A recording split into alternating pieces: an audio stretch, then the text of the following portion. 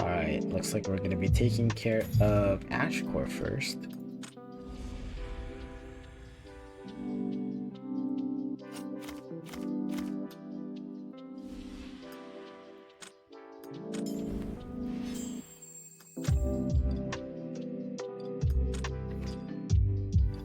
설명드릴 장치의 사용 방법은 익히셨겠죠? 점프로 바람을 일으켜 애쉬코의 불꽃을 끌 수 있습니다. 기고만장한 놈들이 왔군. 싸울 맛 좀 나겠는데. 곧 축 처지겠지만 말이야. Alright, first things first. When you're playing against him, kind of element you want to use against him, you can use anything except fire. It's obviously strong against fire.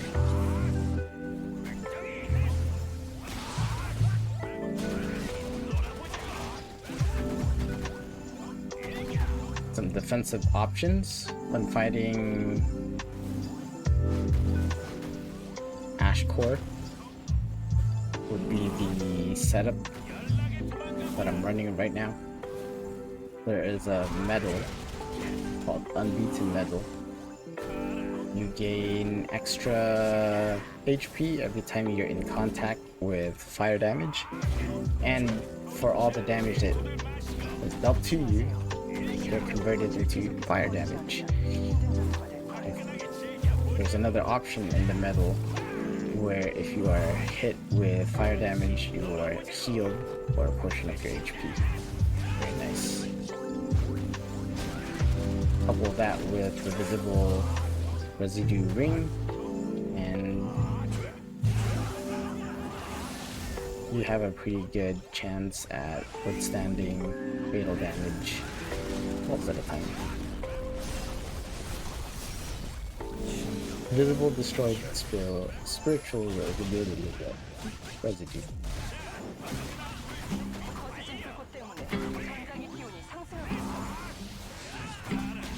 But nothing new in particular when it comes to fighting Ash Core tactic wise.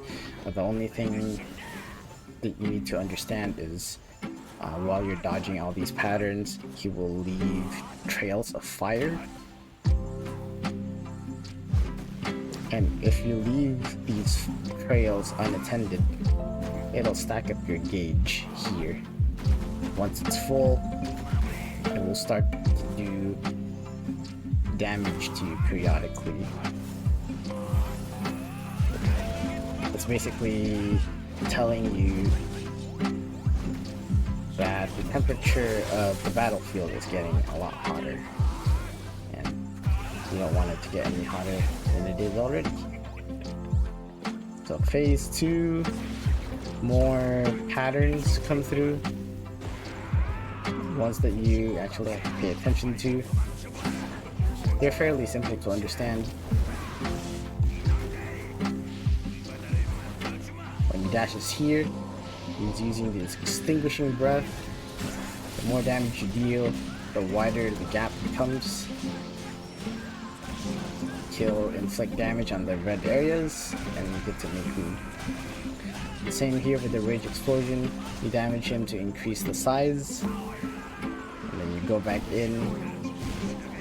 Based on, you get to have a window of, or an area that won't be inflicted with damage afterwards. Let's go. Ring of Fire. Damage goes in. Ouch. I'll explain it again. Okay, so for this pattern, these fire pillars will circle him 3 times. Then you want to step out because the area that we were standing in becomes dangerous.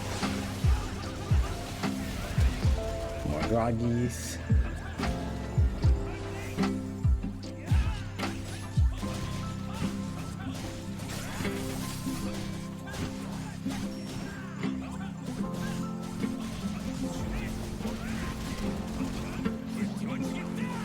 Okay, same pattern again. It circles 3 times. step out. So the inside will be damaged. For Ring of Fire, that circle will grow, which lets you have extra room to stay in. Same here with Rage Explosion. You want to attack them to increase the size of the vacancy, and then you want to go back in. Yeah, it's a dash attack that follows you for a certain while. You just want to dodge that and get out of the way. If it collides with you, then it'll hurt a lot. Alright, here we are, phase 3. Again, you want to, apart from all the gimmicks that you have to be familiar with, you want to keep taking care of these flames. Every time you jump, it will cause a shockwave that will clear it. Okay, here's another pattern. In party play, one person will be designated that flame aura, and everyone else needs to be standing in that aura so they're not harmed by the upcoming flame attack. In solo, you're the only one standing here, so really nothing to it. Just don't move after it happens. Most of its attacks are self-explanatory. It's red, it's gonna jump, or it's gonna go over there and do damage. Just wanna be out of the way when it happens. Rage Explosion, increase the size to create vacancy, step out, and step back in. Create the attack, very nice. Okay, Flame Aura. You just want to stand still. And you're safe.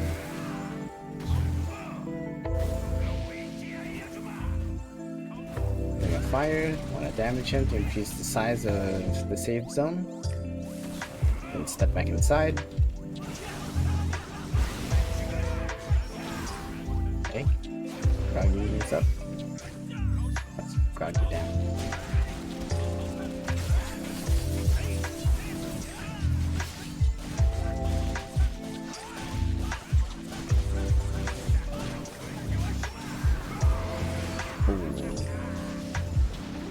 And that's how you take care of Ashboar. 쉽지 않은 전투였어요. Shoulders.